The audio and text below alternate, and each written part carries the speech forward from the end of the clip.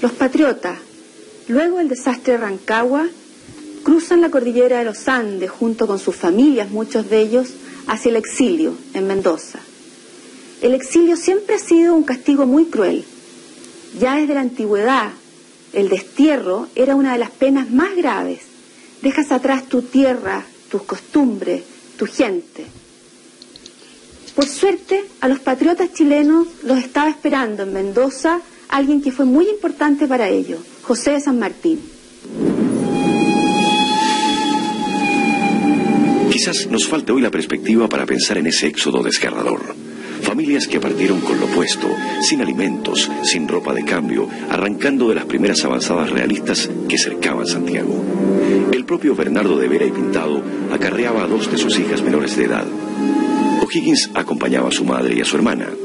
Ya se escuchaban las detonaciones de las guerrillas del coronel realista Antonio de Quintanilla, mientras la muchedumbre corría por entre cerros y piedras, barriales de nieve derretida, en ese mes de octubre de 1814.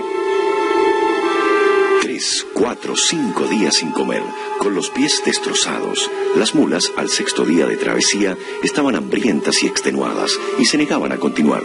Sin leña para hacer fuego en las heladas noches, la columna de casi 3.000 personas avanzaba desesperadamente hacia el exilio, amenazando en convertirse en la más espantosa tragedia de la historia americana.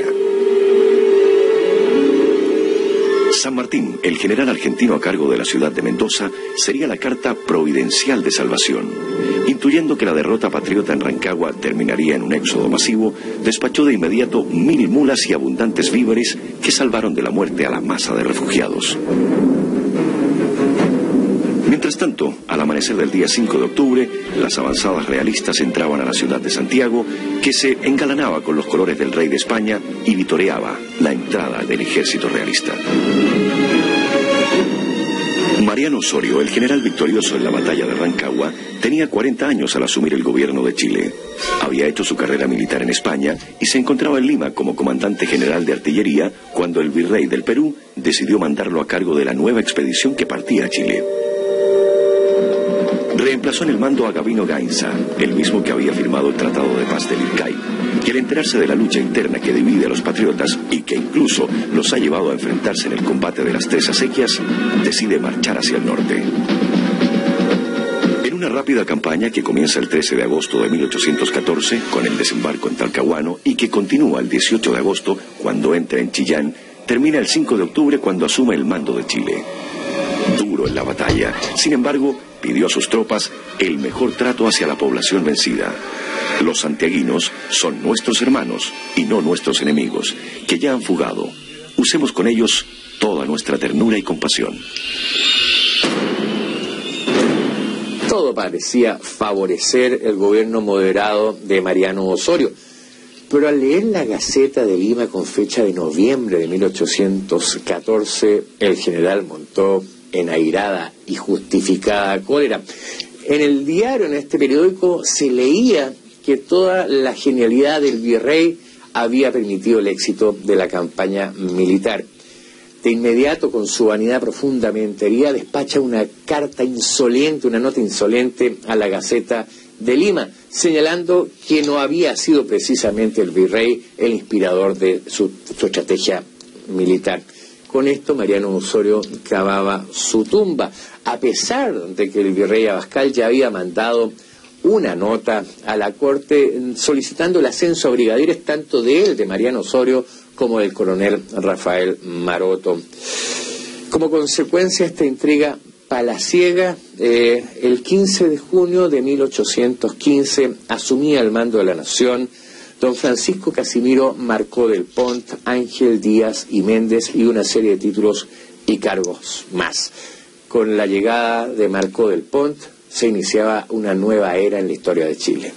Mientras tanto, en Mendoza, O'Higgins era recibido calurosamente por San Martín, al igual que todo su grupo, y no ocurría lo mismo con don José Miguel Carrera, quien era recibido muy fríamente por el gobernador de Mendoza. Viendo que él y su gente, mirado con sospecha, continúa su camino hasta Buenos Aires. Un solo norte se dibujaba ahora en la mente de todos los guerreros que se encontraban establecidos en Mendoza, la libertad de Chile. En el resto de Latinoamérica la situación no era mejor ese año de 1814 porque casi todas las colonias que se habían alzado en contra del rey habían sido sometidas, con excepción en esos momentos de Buenos Aires. En 1813, un año antes de estos sucesos, Napoleón había autorizado el regreso de Fernando VII al trono mediante el Tratado de Valencey, y el deseado, como le llama el pueblo, regresaba dando un golpe de autoridad absoluta. Detiene a los diputados liberales, declara nulos y sin valor los decretos de las Cortes y la Constitución de 1812, reinstaura la Inquisición y termina con todo intento de reforma, constitucionalidad y liberalismo. En Europa, Napoleón Bonaparte vive sus días de ocaso. Obligado a abdicar, ha regresado nuevamente y durante 100 días intenta apoderarse de los territorios conquistados durante su imperio. Pero el 18 de junio de 1815, en los campos de la Belle Alliance, Waterloo, en Bélgica, sus ejércitos son derrotados finalmente por una coalición británico-prusiana.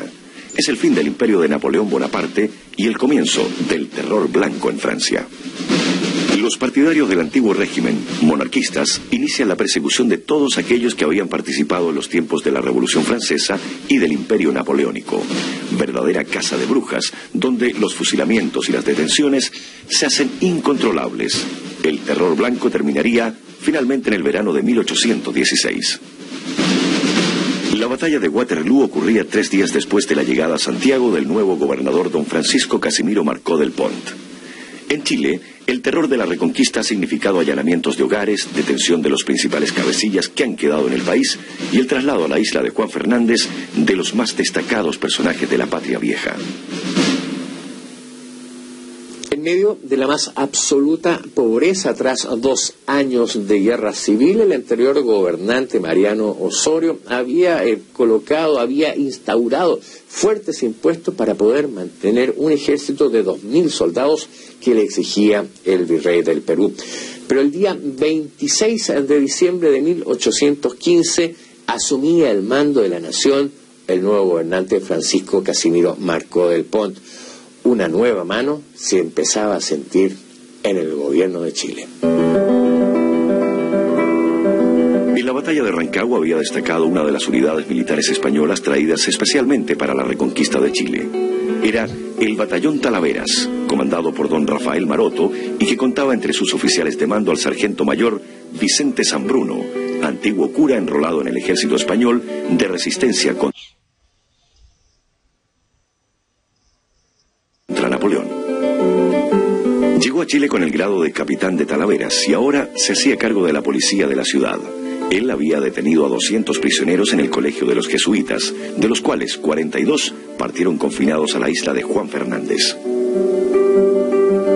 Entre los patriotas desterrados a las lejanas islas del Pacífico figuraban, entre otros, Juan Egañez,